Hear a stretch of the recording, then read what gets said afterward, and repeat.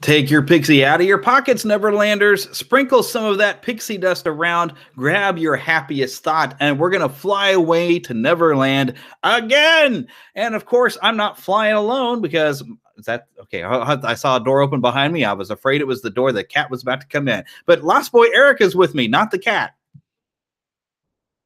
Uh-oh, we lost him. Hello?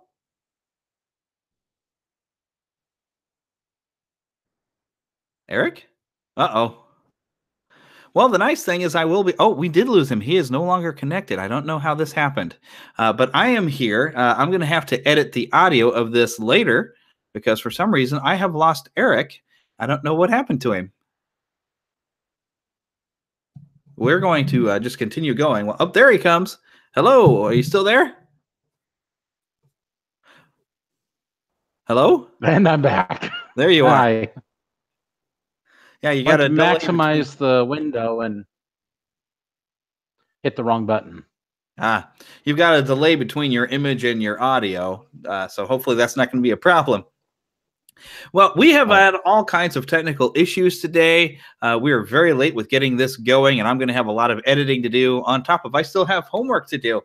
But we've got a lot of fun. We've got some great fun Disney news, including the Oscars were announced this week. So, of course, we've got a list of things that Disney's got nominated for because, of course, they're nominated. I got some fun things that happened this week. Also, we're going to discuss and add to our Neverland Retro Disney Park the WEDway People Mover or the Tomorrowland Transit Authority, however best you like to call it. So we got a lot of kind of things to do. We're going to try to squeeze it all into an hour as best we can, so we might as well get to it. How about it? All right. Well, first things, okay, and I posted this up here, and you were like, what are you talking about? But, okay, so Friday night, and I posted this on Facebook, I had at the university, they had a Disney slumber party. Wasn't really a slumber party. It was about 3 hours from 8 to 11 that we kind of got together. There was Disney trivia. People were coloring in pages. We were watching Monsters Incorporated. They had popcorn. I don't like popcorn. They had some lemonade that was pretty good. You know, it was just a little hangout. I thought it might be good promotional for the show, but I didn't really get to mingle too much. But here's the funny thing. So, you know, when I got in there, they're using Kahoot to do trivia.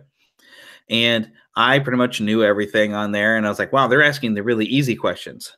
You know, and I was talking to some other people I had classes with. But it actually popped up a question on the trivia. What was Belle's favorite book? Now, Eric, what would you answer that? I'd say if he doesn't realize there's a prince till chapter 3. Exactly. That's all we really have. And in fact, if you look in the film, there's even, you can see the inside of the book, and all you see is a blonde-headed prince and a princess in a blue dress, actually kind of sitting on something that might have been a fountain as well. But because of the line of the prince in disguise with magic spells and daring sword fights, somewhere somebody came up with a fan theory that she was talking about Aladdin. I don't know what justification they have for this. It really doesn't fit at all.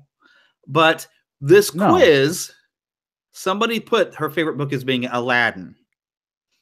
This is how ridiculous these fan theories get, that some people can't tell the theory from facts anymore.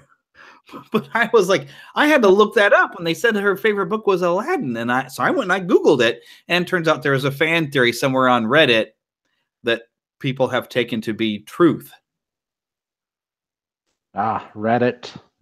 Darn you. Curse you, Reddit. Thing is, it shouldn't be Aladdin if that were the case. If her favorite story was Aladdin, great. But the book is 1001 Nights. Right. It would have been a very, very thick book.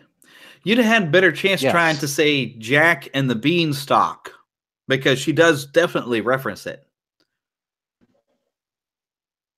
All right. Well, but, you know, in the musical. Oh, I was about to say, in the musical, I believe to the King Arthur legend, as she and the Beast are reading. Yes, they read King Arthur, and then in Which would make me think. In the film, when they added in the extra scenes, they're reading Romeo and Juliet. We seem to be having a Just delay Aladdin out between. of the water then. Yes, we seem to be having a delay between us there, I think. So this is going to make it really interesting for me to edit this later. Because, yes, there will be an audio version of the podcast later. All right, so the next thing that I have of just some outside stuff is what I'm calling HMK. I'm sure many people have probably heard of FMK. Well, we're going to drop the F and put an H in. I started the game this week on our Facebook feed. I've posted it to the website. This is Hangout, Marry, or Kill for anyone who is not familiar or has not heard of the more grown-up version of the game. But I didn't want to go that far. So I posted up, and normally you do want to gear it a special one for the men and a special one for the ladies, that sort of thing. And so I have posted this up in our Facebook group, also our Facebook fan page, to see what sort of answers we got, which I should look up some of those answers. I did get a couple that were interesting, and I closed my Facebook page. But Eric, what do you think? All right, so hang out, marry, or kill. And basically, this is almost like a personality test. It's you give whatever answer, and you give your reasoning for it. But our options this week for the men was Ariel, Belle, or Elsa. So I don't think you posted an answer. I'd like to hear what your answer would be. I didn't, and all that I heard was Ariel and Elsa. I didn't hear the third option. Ariel, Belle, and Elsa were your options. And Elsa. Well, I'm surprised you got rid of the F because who else would drive a fire truck on Elsa? Yeah, if only the F stood for fire truck. Let's see. Hang out, marry, and kill. Yep. I don't want to kill anybody. Hang out with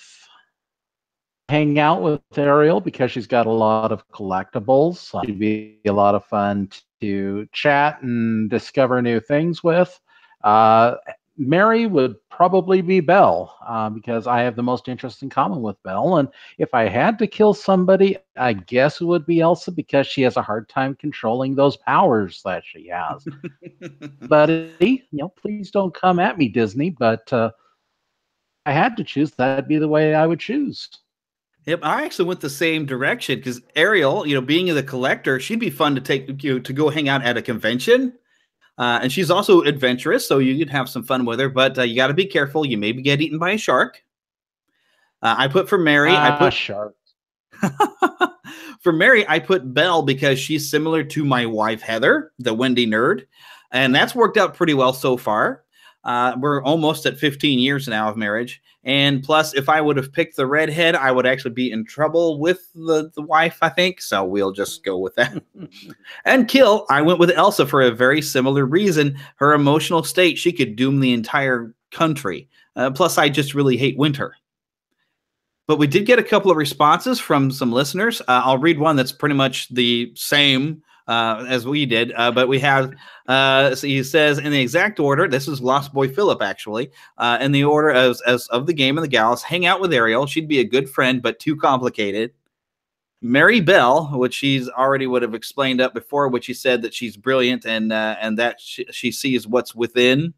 Oh, she can see past the outer exterior to see what's within. And also he had said, kill Elsa. Not that I'd want to kill or hurt anyone, but that's the game. She'd be the scariest, could hurt me or anyone with her powers. And I did have somebody who actually gave a different answer. This is from a listener named Dan. I actually have known this guy for a long time. He was a friend of my sister's back in high school. But he said, assuming Ariel doesn't have legs, marriage is out of the question. He doesn't want to marry a fish. Without major assistance, it's difficult to hang out with her in her environment, which is kind of weird. Although I guess he's choosing her for the hangout.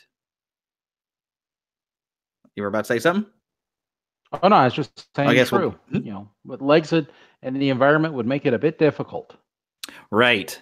Elsa is the ruler of a country and presumably has learned to undo her chill spells. Marriage. If she can't undo them, then she's perma-friend zone.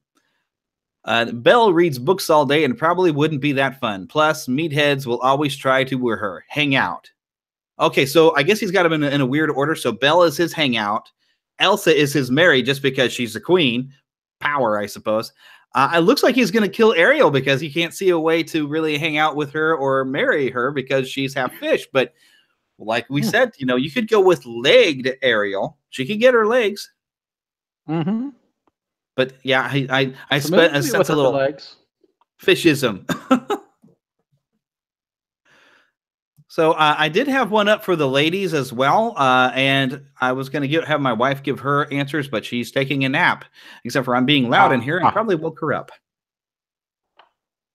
But that is what we're going to call HMK. I'm going to try to play this as a weekly thing, so pay attention to our Facebook page. I wanted to do something to kind of build the community, have some interaction, so I'm going to start trying to post these out there. I need to really, if I have more time, we were trying to do Marvel Mondays and Turtle Tuesdays and Wayne Wednesdays for Batman Bruce Wayne.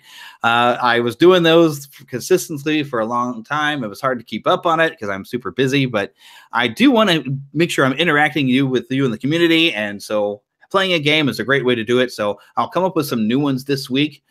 So keep your eyes on it. Make sure you go and join our fan page. So go like us on Facebook, and also we have a group that you can join as well. But it's time to get on to a little bit of news. So I found a refurbishment list. Mm-hmm. Mm-hmm. And so this is stuff that this is from WW Magic. Yes, for Walt Disney World. So these are some expected closures. And they're kind of out of order. But some of these, we got Typhoon Lagoon is already closed. The Port Orleans Resort French Quarter is already closed. Cali River Rapids is closed. Splash Mountain is closed. But on the 31st here, then this week, Disney's Art of Animation Resort is expected to close for refurbishment. And the campsites at Disney's Fort Wilderness Resort is going to be closing here on Tuesday. Saratoga Springs Resort is closing on Monday. And a lot of other things are already closed. So there's a lot of refurbishment going on, which is really not a surprise because it's the off season now that we're in January and things slow down in Walt Disney World. So this is when they try to fix everything up. And in fact, Disneyland, I think we've already talked about, Main Street is going to get some refurbishment right now. Oh, yeah. Main Street isn't the only thing at Disneyland being worked on, though. We've got Splash Mountain closed starting the 2nd of January. They don't have a date for that to open up yet.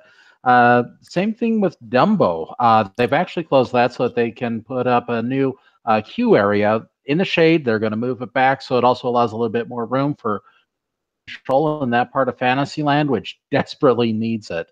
The Main Street vehicles, of course, while Main Street's being worked on, are not going to be available.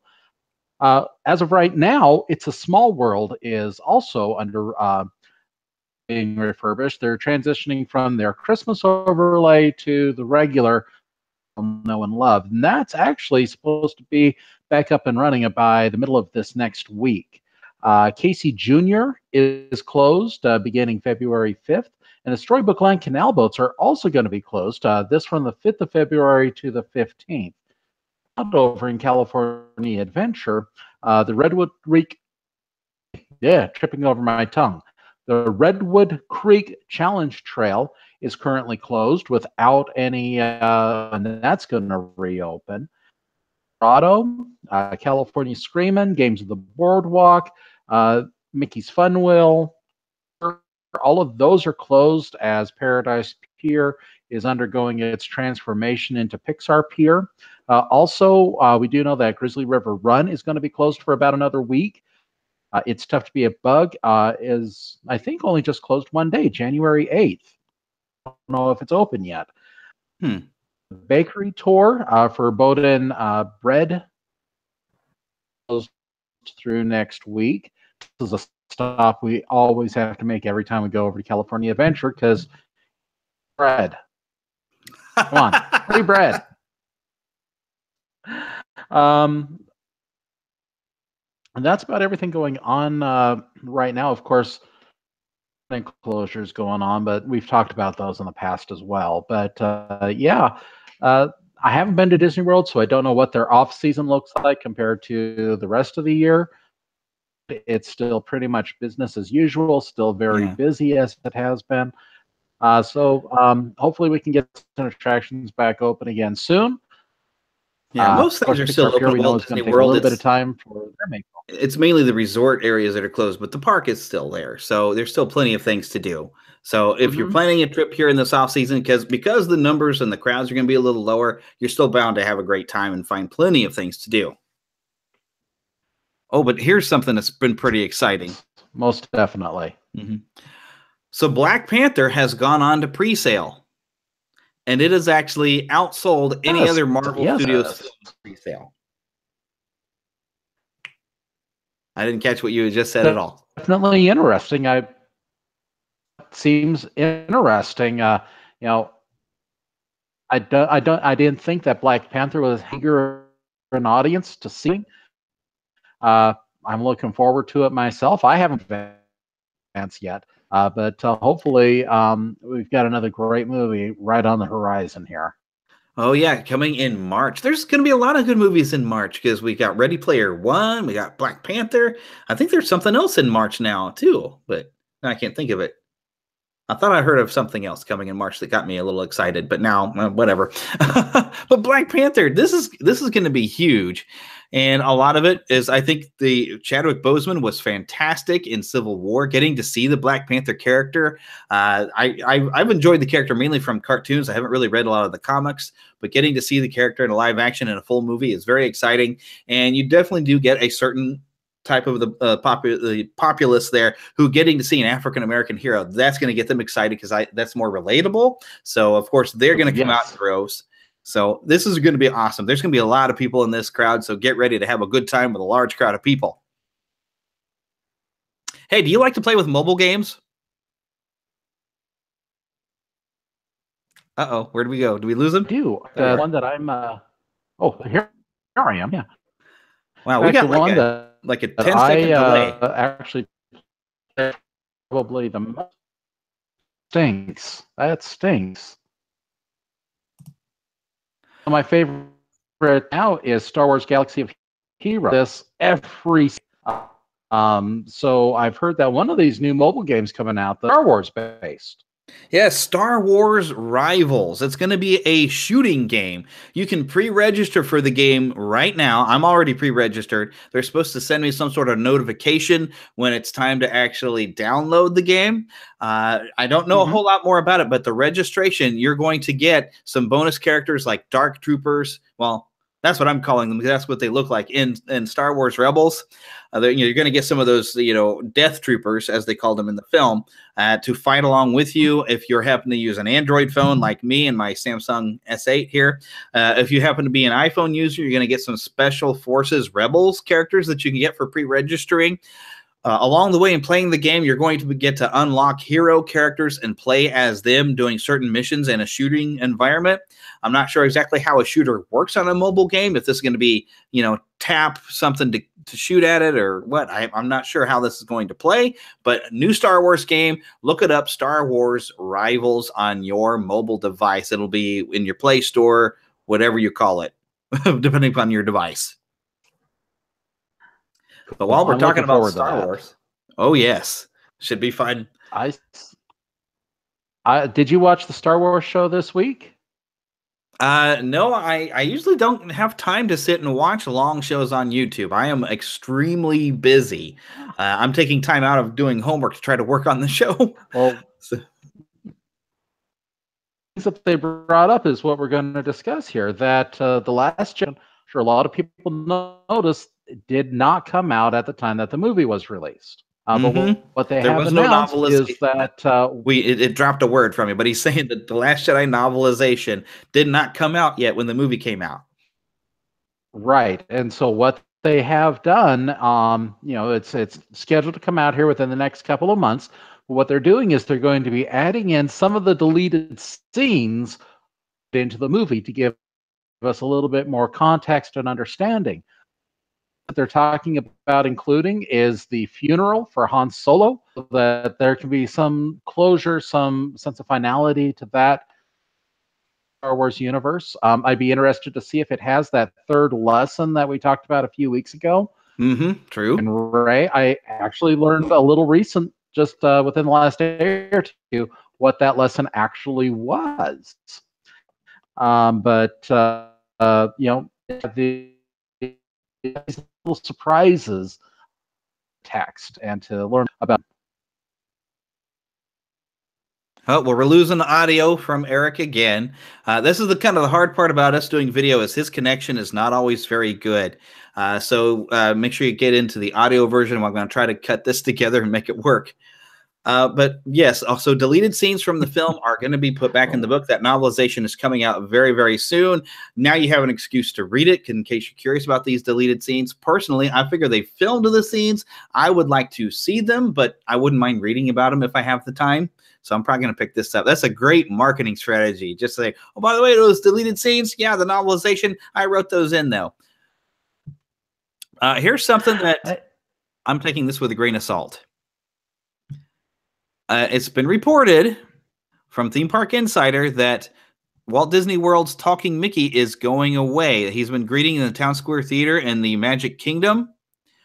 But the only sources that I've seen is that they've talked to cast members, and cast members do not always get things right. In fact, they frequently get a lot of rumors going around, and you don't actually get any truth to it. I don't understand why they would actually take the Talking Mickey out unless it for some reason was not working. And I guess it's been a lot of installation and maybe expensive or what's going on with this, but it's widely believed. I'm going to read from the article. It's widely believed that backstage cast members are involved, creating many more logistical challenges for Talking Mickey encounter than a traditional meet and greet. So it could be just an expense to try to get this to work properly. But they're saying on Theme Park Insider that it's going to go away. But I would be hesitant to bank on that. It could happen, but it might be just a bit of hooey.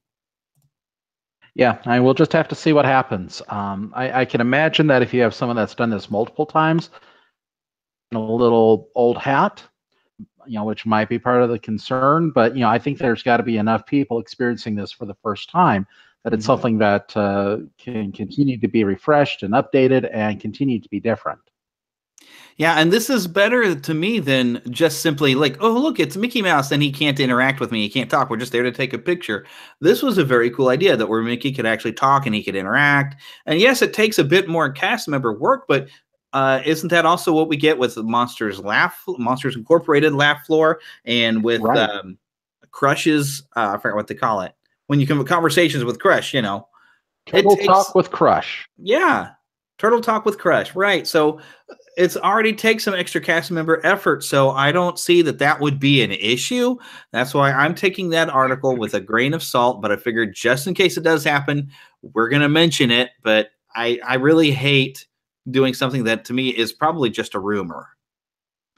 But we do have some other news and something that we can confirm. Oscar nominations. Yes. And it's not La La Land. Well, the nice thing is some of these I think are actually pretty well deserved. We got a production design nod for Beauty and the Beast.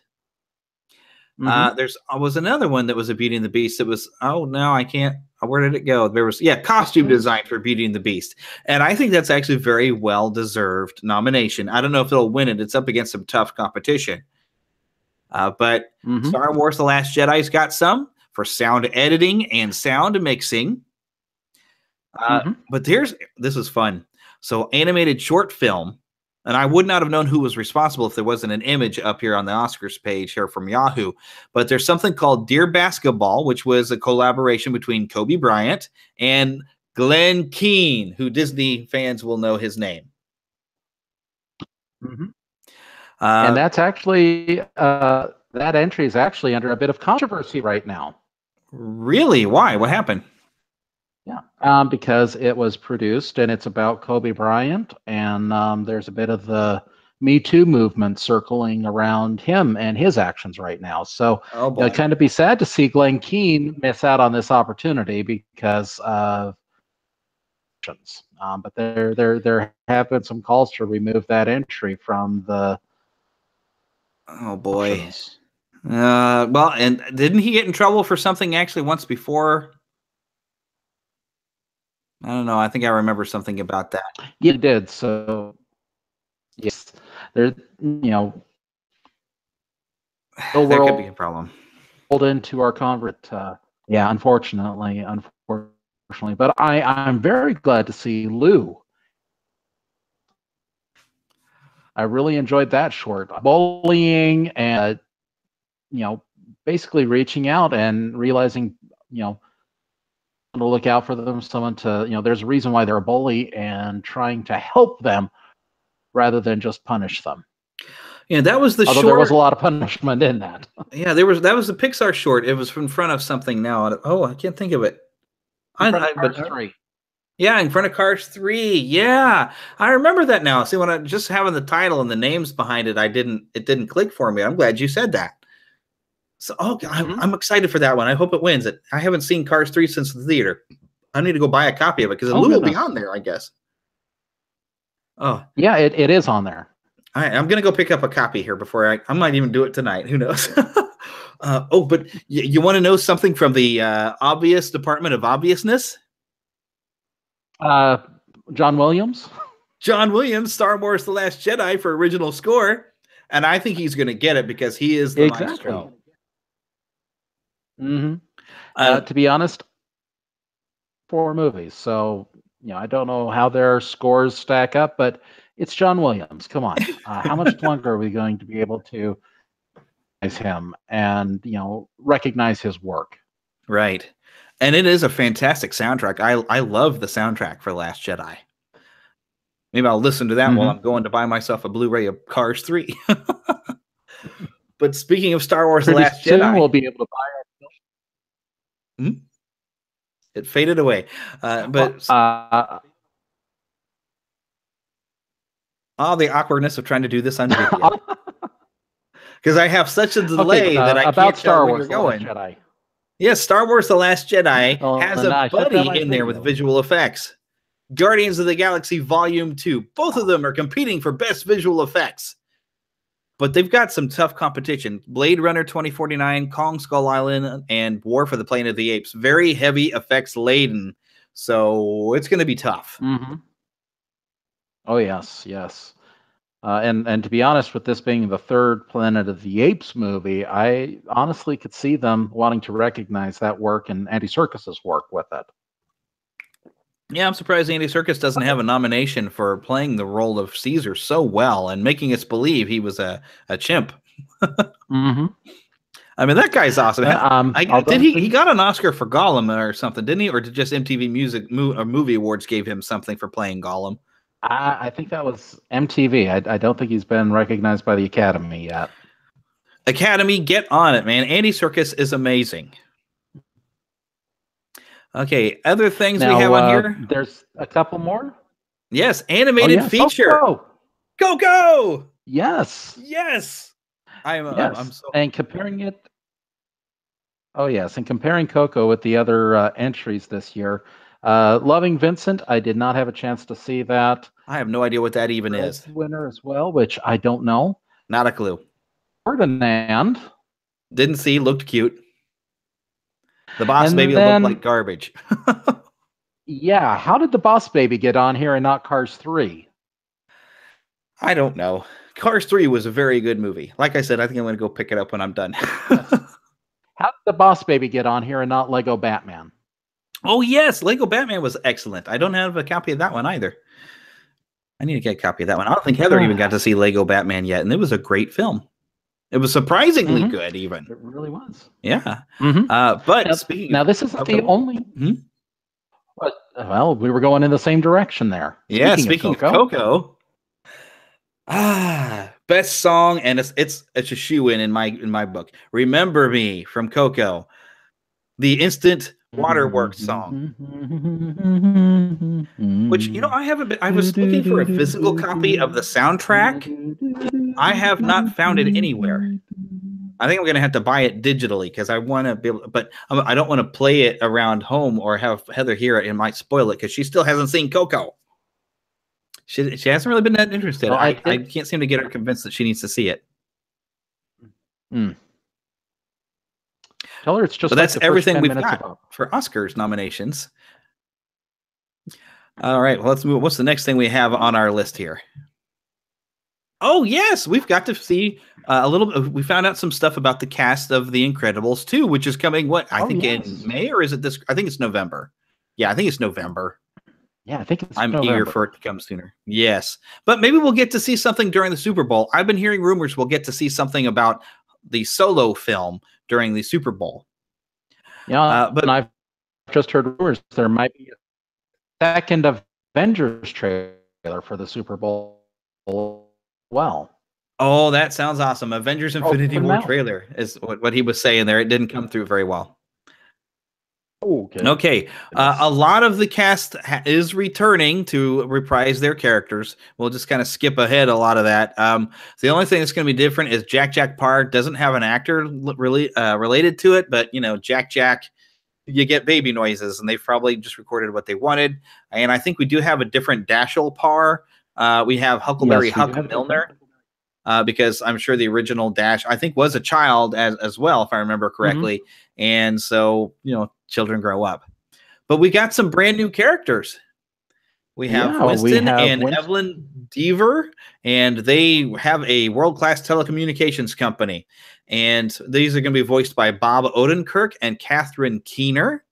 I'm kind of suspecting they're going to become maybe the villains of this piece, because Evelyn is supposed to be really high on the technology, and Winston is sort of the one in charge of this company. And so he wants a hero or three to help him change public perception to bring the supers back, but he might have ulterior motives, maybe. I don't know. But there seems to be the plot going on in this movie is that the supers are still trying to make their comeback and get officially legalized. There's also a character named Void who's being voiced by Sophia Bush. Now, hasn't she done stuff on Disney Channel? That name sounds familiar. That sounds familiar to me as well, but I honestly don't recognize where I've heard it from. Yep, I'm not sure, but so Void is a wannabe superhero and a big fan of Elastigirl, which when I first read this, it made me think of Syndrome, of having that super fan wannabe superhero. But Void appears to have some actual powers. She can create voids that allow objects to appear and disappear and shift around in space. So that should be kind of fun. The slideshow already got done playing, so I don't get to look at Sophia Bush to see who that is. But I know I've heard of her. Well, also Rick Dicker has got a new voice. It was Bud Lucky in the original. I don't remember Bud Lucky passing away. I believe he's still with us. Sadly, you know, within the last couple of sequel movies, there have been some transitions. One was definitely due to a death with the loss of Jim Varney doing Slinky Dog. But even in Cars 3, Michael Keaton didn't do Chick Hicks. That was actually Bob Peterson doing Chick Hicks in Cars 3. And you could tell it just didn't sound the same. They've got a very good actor covering George Carlin's part in Cars. Now, I mean, I can barely tell the difference. Oh, yes, that's true. Yeah. So, boy, it's really hard to replace with Rick Dicker because he had such a great tone of voice. Oh, money, money, money, all the paperwork, you know. Such a great character for a small part. But you know what? I'm just happy Brad Bird's coming back to be Edna Mode again. Yes. I couldn't imagine anybody else doing that character, darling. Oh, we got a little peek at something this week, too. Oh, did we? Yes, we did. We got a peek at a penguin. And her name is Summer. Yeah, and it's a penguin who is a Muppet baby. It looks like we're not really going to get Scooter or Skeeter, but we're going to get this penguin.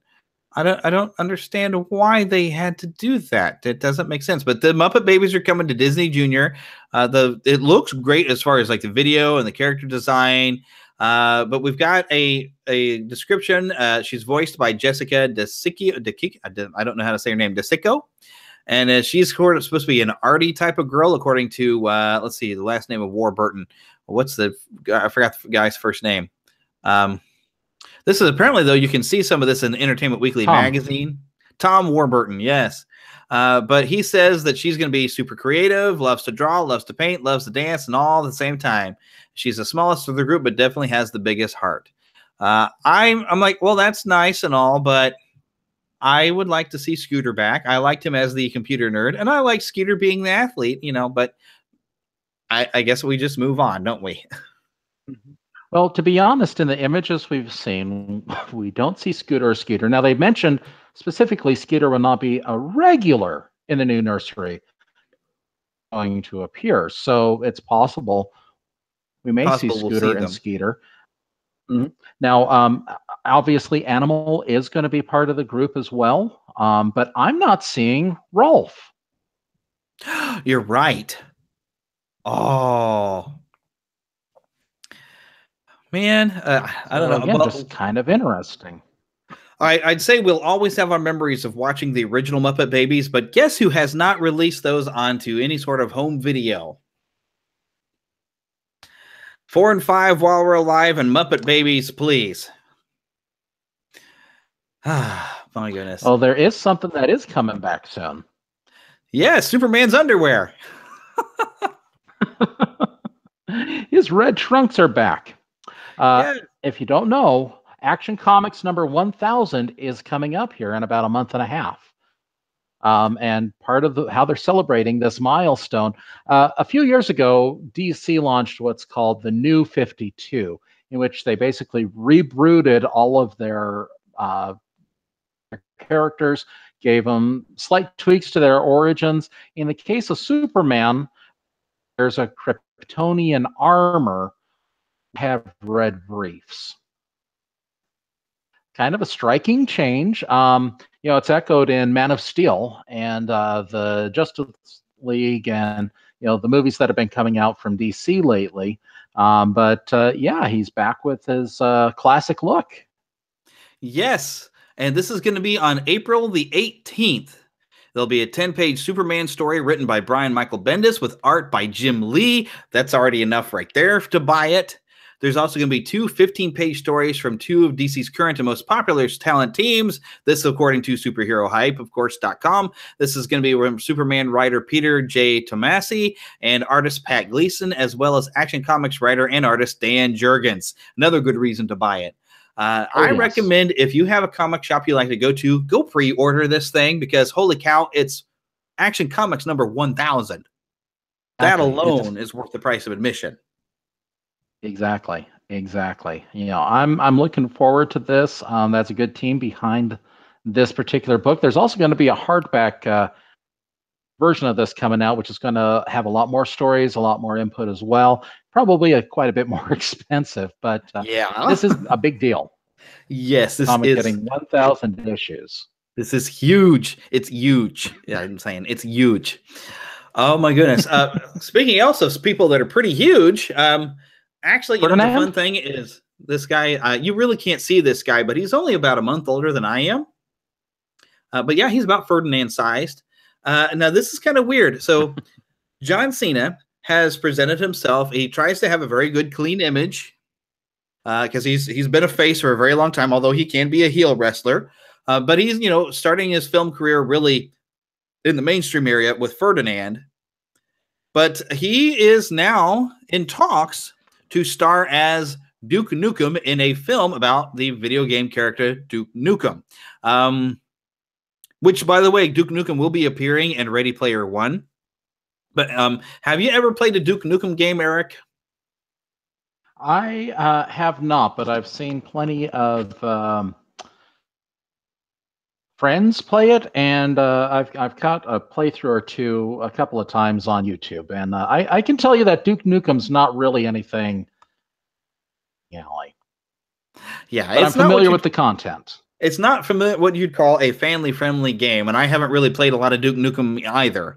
I think I remember like the first-person shooter one. It was kind of blowing up pig aliens, but there's some things you can walk into. I mean, this is, I think, a good response to Deadpool's popularity. Duke Nukem is like your video game version of Deadpool in a lot of ways. Mm-hmm. And so I think they're trying to capitalize on that success and making a Duke Nukem game. And I'm sure people will go to it, although video game movies typically are not very good. However, you, Uwe Boll. The who's? Thank you, Uwe Boll. Uwe Boll? That made a whole bunch of horrible game movies. Yeah, they've kind of been happening for a long time. Although Super Mario Brothers was kind of so stupid it was fun. I did watch that one more than once. I will admit I watched it more than once because it was kind of weirdly, stupidly funny. It doesn't get any better, no matter how many times you watch it. Yeah, I haven't watched that in years now, and we'll leave it that way. I don't think I need to watch it again anytime soon. All right. They would have had a better shot of doing maybe a computer animated movie now of Super Mario Brothers would be a good idea, and actually stick to the source material. Although the source material in the games is so many different directions, I don't know what you would do in order to keep it consistent, because they've done so many different things with Mario now that I wouldn't even know where to go with it. Tell you what, bring on Shigeru Miyamoto as a consultant, and I think that aspect of it would be completely taken care of. Yeah, and I'm still wanting my Legend of Zelda game, by the way, or movie. That there's so much that you could do in a movie for that. Oh yeah, it would be fantastic. But it's time to move on to some major content and hopefully bring back a few memories. But let's go and add a new ride to the Neverland theme park that we have. Now, the reason why we have a Neverland theme park is because this is our world of imagination. So we can have any ride in here that we want. Imagination. Oh, we're singing live on camera.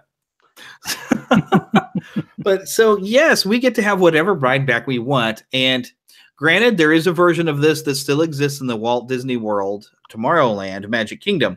But the one in Disneyland is gone, and that's talking about the WEDway People Mover. Now, I figure you've ridden this in Disneyland, right? Yes. Yes, it is sorely missed. And unfortunately, every time you go to the park, there is a very stark reminder that there still could be some way to use the infrastructure there. It is sadly and sorely missed. Yeah, they kind of made a mistake and tried to replace it with something else during Michael Eisner's time, which we'll talk about that. So, I figure you're looking at the same list that I am, right? So, yes. We do know that the WEDway People Mover actually can trace its roots all the way back to Ford's Magic Skyway from the 1964 World's Fair.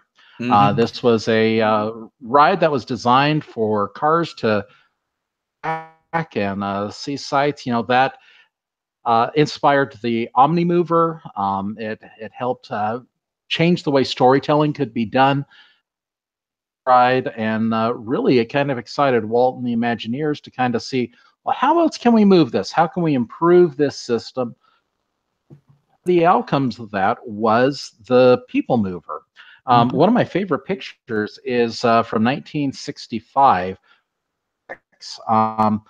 with Walt Disney set up in a mock-up. Here's a picture of Walt Disney in a People Mover. Ride opened up several months after he had passed away. Actually, second 1967 is when the ride opened up in Disneyland. But of course, it was over in the Magic Skyway from 1964 to 1965 at the World's Fair. Well, and the Magic Skyway was something completely different. You actually were sitting in a car, a Ford vehicle, whereas the People Mover, it's more of a ish type of thing with seats.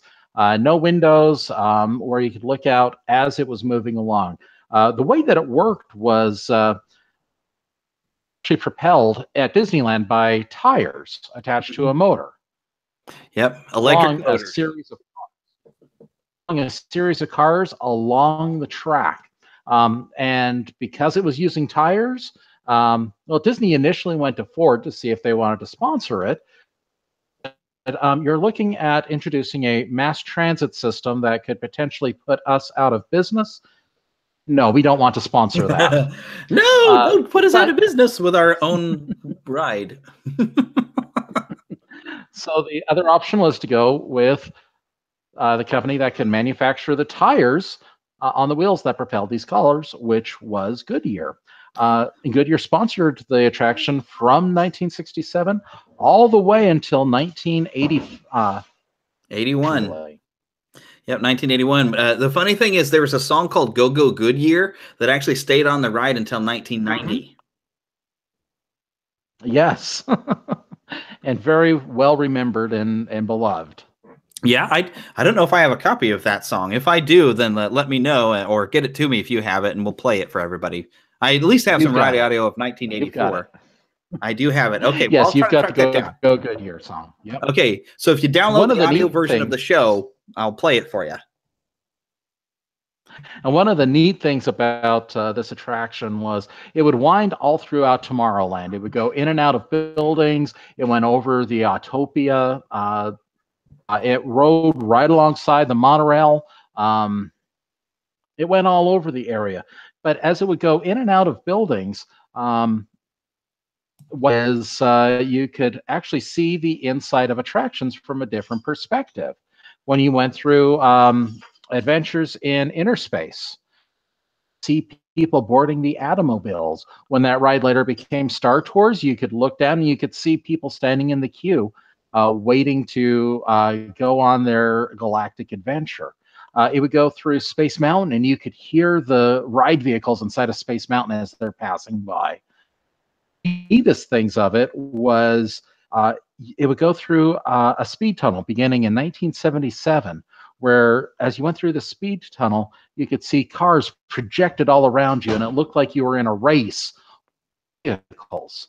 That's Well, that was great for 5 years. But in 1982, Disney came out with a little movie that also involves speeding vehicles. Can you say And Tron? they changed this tunnel, changed the projection to that scene from Tron. So you're no longer looking at passing by you. You've now got the running on either side of you with their high-pitched whine, and it really made you feel like you were in the movie. Projection 360 degrees around you, and I can't even begin to describe it past that point. It was just immersive. Yeah, I would love for them to have come up with a dark ride of Tron where they actually could do something like that. But I guess that's similar to what the roller coaster in Shanghai is and what they're doing, because apparently you are going through a darkened area. It's an indoor roller coaster. So being able to ride something like a light cycle and being able to look and see other light cycles that you're racing with or something would be fantastic. Well, that's coming to Disney World in a couple of years, so I'm excited. Now, there is a bit of sad news along with the People Mover, in that there were a few individuals who died while riding it. Unfortunately, well, it's a riding. It's more like while being stupid and trying to jump cars. It's not that the ride itself was dangerous, but people making some very poor choices. On the ride, people who unfortunately fell underneath the mechanics of the vehicle. There was one person who got out of the vehicle and actually fell 30 feet. Yeah. And actually that did lead to some changes to Disney and how one of these girls that got hurt sued the company because saying that there's no warnings, because normally common sense would tell you don't get up and hop cars. Oh, people. Yeah, well, Disneyland, you walk in and you check your brain at the brain check stand, like apparently. But when unfortunately the People Mover was a victim of the 1997 new Tomorrowland, they actually closed it in 1995 in preparation for Tomorrowland's transformation. Placed it with was a ride called Rocket Roads. Rods, R-O-D-S. Oh, it said Rocket Roads, I think, when I was where we're going, we don't need roads. Right. Yeah, it's Rocket Rods. And the concept was this was going to be a high-speed vehicle that would careen around that People Mover track. Going at high speeds. Your vehicle would pop a wheelie when you took off. It sounded really amazing. It wasn't quite that great in practicality. It still had something of a wheelie as it took off. Unfortunately, you were putting a new high-powered ride on top of a infrastructure that had never been designed for those type of forces, and the ride literally began shaking itself to pieces. Rocket rods did not last long. I did get one ride on it, but unfortunately, it was not a very good replacement for the People Mover, and Yeah. the track still remains in place. There has been use for it, at least as you enter into Tomorrowland. They've had banners hanging from it. They use it for lights and projections. At the other areas of the park, such as around Autopia and near the monorail, it's really not being used at all. And it's again just kind of a great little attraction that you could just sit down and relax. There was hardly ever a line for it. It was always moving. It was always going, and it was just had that fun music to it. Yeah, see, I never got to ride that in Disneyland, and well, of course, Walt Disney World, I haven't ridden it either. I'll tell you the reason here in a little bit. But the interesting thing is, though, Michael Eisner decided he wanted to shut it down. He thought it was not cost effective because he didn't think the People Mover was popular enough. Yet I've never heard anybody say anything bad about it. But Eisner had, he was trying to change the cost. The company was struggling at the time when he stepped in, and so he was doing everything. And his thought to make it more an exciting ride was probably not a terrible idea. It's just it wasn't well thought out, I suppose, considering the structure. But Tomorrowland had not had any significant change to it since 1967, with two exceptions. Well, three. When they built Space Mountain, but that was 1977. Then they brought in America Sings to replace the Carousel of Progress in 1975, and that was around for not quite a decade. Attraction was shuttered for several years. And then you also had the removal of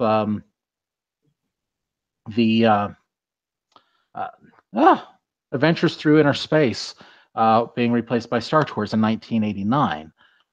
There were no other really big changes in Tomorrowland. It could really use one too. End of 1967 was A World in Motion. You saw the Astrojets spinning around at the top of their base. You could see the submarines moving. You saw the monorail moving. You had the Skyway buckets moving. Moving. And unfortunately, with the 1997, it kind of took a different direction, which it's still recovering from. Yeah, they really, I think they could rebuild and put it back as a People Mover. I just don't know why. I guess there's so much expansion going on right now that they just haven't had the time to really think about doing it. But I think people would be really excited if they rebuilt the People Mover.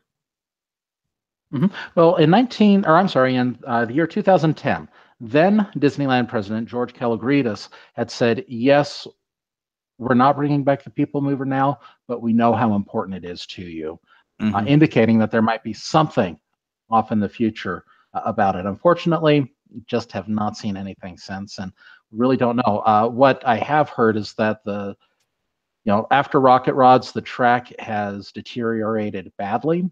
Well, it's not being serviced or maintenance since they're not doing anything with it. So plus the damage that came from Rocket Rods. So it may not be entirely practical at this point to just put a new ride on top of it.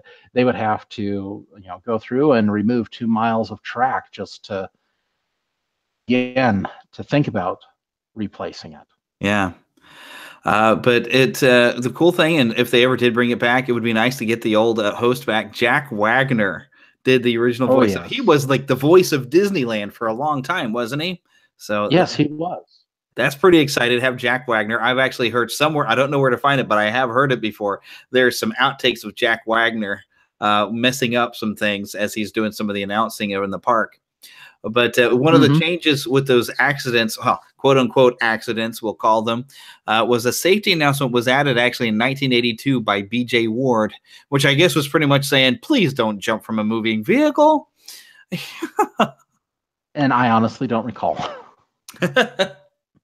Well, because normally a lot of these safety announcements are stuff that are pretty obvious that you wouldn't do, Right. but now you have to do it because everybody gets so happy. And what I was looking up information about, I didn't go to follow up on the lawsuit to see who won the lawsuit. And it's possible that Disney did have to settle in some fashion, and that was one of the things they had to do was add that announcement. And when the lawsuit was finally completed, so to protect the company from people who are going to do something stupid and then blame somebody else for their own stupidity because you didn't tell them to not be stupid. Okay, Right. well, I could go on a rant on that, but I think I'd rather move over to the East Coast. Where we still have a working people mover, although Yes. the technology is a little bit different. Yes, it is. This is actually in Walt Disney World. It's sponsored by Edison Electric until 1985, and it's now currently sponsored by Alamo Rent-A-Car. This used I had to look this up, a linear synchronous motor, which is electricity and magnet. So it doesn't have those tires every 9 feet to kind of keep it moving forward.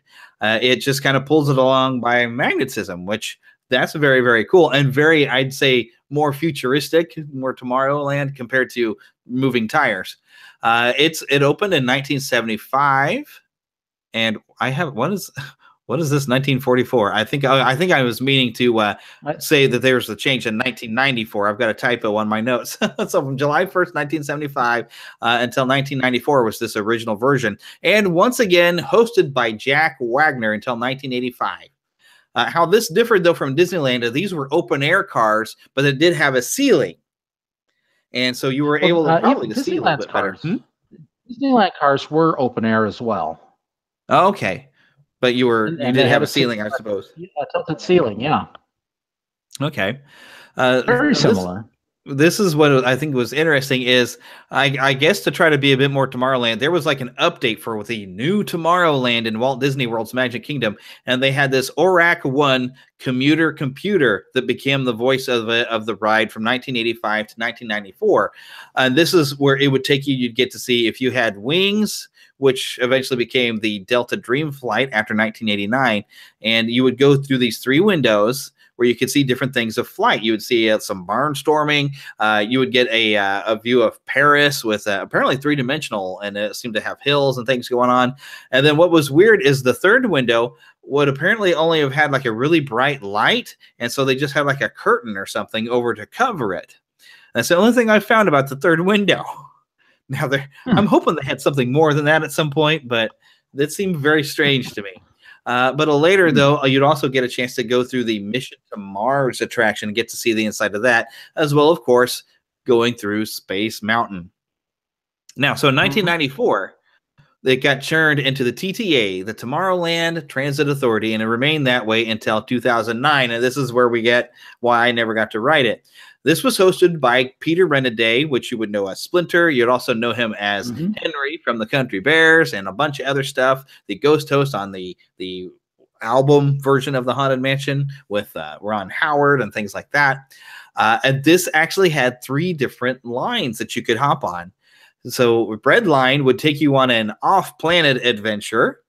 There was a green line, and this took you into an area that was called the hover burbs, which I guess was a futuristic look at what a neighborhood could be like, perhaps hovering off the ground. I never got to see it, but it made me think of the Jetsons a little bit, where we're kind of living off the grounds. Also, if you ever played BioShock Infinite, you know, the city in the sky thing. And then you also had the blue line, which was basically just the elevated train system. This was what was basically the standard version of the ride. During this time, you would see the Buzz Lightyear take over the Take Flight ride, which Take Flight is what was formerly the Delta Dream Flight. But when the sponsorship of Delta left in 1998, 1998 is when Buzz Lightyear came in, but it became Take Flight. And so there's some new narration actually added to reflect the Buzz Lightyear ride. And also, you could go through and see the Timekeeper, which I believe that was the Robin Williams attraction. From from 1994 to 2006. I really would like to have experienced that one. I've heard it is really fantastic, or at least it was. And it would have been nice when Michael Jackson passed away, they brought back Captain EO. It would have been nice to find a way to bring back the Timekeeper when Robin Williams passed away, but I guess that was a theater in the round or circle vision type of show. So well, they'd have that still in Epcot. Didn't we just go over this over the summer? So why? I don't think that it would fit in well with China or Canada. Probably not. But well, I guess Captain EO kind of fit in Epcot a little bit because it was futuristic. But just for the sake of it, maybe there were some problems, with the Robin Williams family, the estate. They didn't want to bring it back, but it would have been nice to hear that they brought it back for a time, temporarily somewhere, just so people could experience the Timekeeper again. So I don't know. There might have been some reasons for it to not happen that I don't know about, but that would have been kind of cool. But we'll have to cover that sometime if we've got some audio. We'll have to look into that sometime. But it's now known as the People Mover as of 2009 and all the way to the present. Now, see, here's what happened. I've been to Walt Disney World, Magic Kingdom, and everything only one time, and it was in 2009. It was in August. They had closed the People Mover down in April of 2009 when they didn't reopen it until September. And Space Mountain went down at about the same time, and Space Mountain was actually still in progress with its refurbishment when the People Mover reopened. And so Space Mountain was also down when I was in Walt Disney World, so I've never gotten to ride either of them things, which I sorely need to correct. But some of the new things with the People Mover, they have these LED lights that move around in time with some music, a brand new sound system, and is currently now hosted by Mike Brazel, which I am not familiar with him at all, but I'm sure he does a wonderful job. But now, for those who are listening to the audio version of the podcast, we have some 1984 audio of the People Mover as in Disneyland, including the game grid of Tron. But for the rest of you watching it on YouTube, that pretty much wraps up everything we have. I'll tell you, I would love to be able to go to Disney World just to ride on the People Mover. Well, just to ride on the People Mover and see the Country Bears. But the People Mover would be a huge draw for me to go to the Magic Kingdom. I tell you, I miss the People Mover at Disneyland. I really do. Again, it was just, it was always a quick hop on, get off of your feet for a few minutes, get to see the park from a completely unique perspective. Yeah. It's sadly missed by a lot of people. And having that moment to just kind of cool off and rest your legs a little bit from walking in the park sounds like a great idea. Oh, yeah. Oh, yeah. So we'll add that completely into our Neverland Imaginary Park collection, so we can imagine riding it anytime we want. And of course, by listening to that great audio, which, like I said, to those of you hearing the audio version, you've got to hear some audio. So hope you enjoyed it. Those of you who are watching this on YouTube, make sure you go ahead and just download the audio version, because it's going to be different, because I'm going to edit and I'll fix some of these sound problems we've had. So thank you all for watching. I don't see that anybody's watching us live right now. We didn't really have time to prepare this. We had a lot of technical problems, but keep an eye on our YouTube channel, because we'll probably go live and do some more stuff again. And make sure you subscribe to us on iTunes and on Google, Satchel, what's all over the place. And you can hear the audio version of the show. And make sure to check out neverlandpodcast.com, where you have everything there. We also post some articles. I try to write some stuff at least once a week, but I haven't really had the time to. Also, make sure you continue with the Patreon support. And hey, you can buy one of these nice T-shirts like what I'm wearing. This is our old T-shirt. We have some newer ones with our newer logos that you can go and get.